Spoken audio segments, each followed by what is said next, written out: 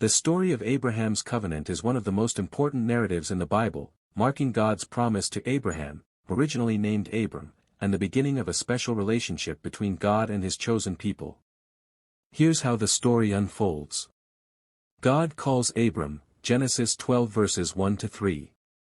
The story begins when God calls Abram, a man living in Ur of the Chaldeans, later in Haran, to leave his homeland and family. God makes an extraordinary promise to him. Go from your country, your people and your father's household to the land I will show you. I will make you into a great nation, and I will bless you, I will make your name great, and you will be a blessing. I will bless those who bless you, and whoever curses you I will curse, and all peoples on earth will be blessed through you. Genesis 12 verses 1-3.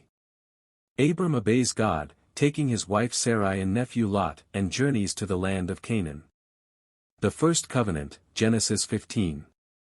Years later, Abram is childless and questions how God's promise of descendants will be fulfilled. God reassures him. Look up at the sky and count the stars, if indeed you can count them. So shall your offspring be.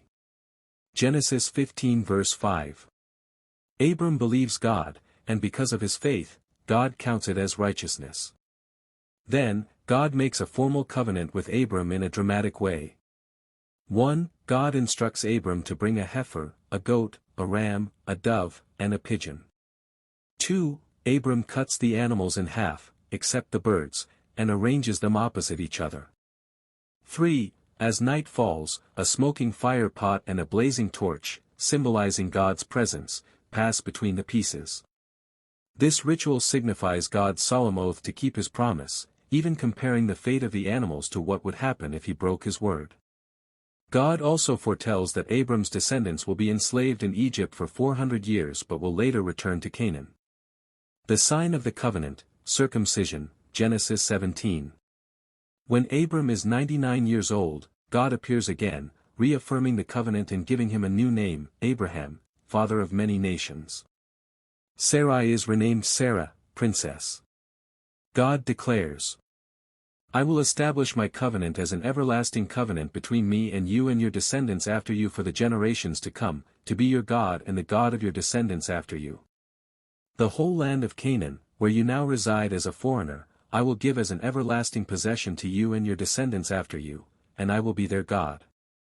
Genesis 17 verses 7-8. As a sign of the covenant, God commands that every male in Abraham's household, including his descendants and servants, must be circumcised. This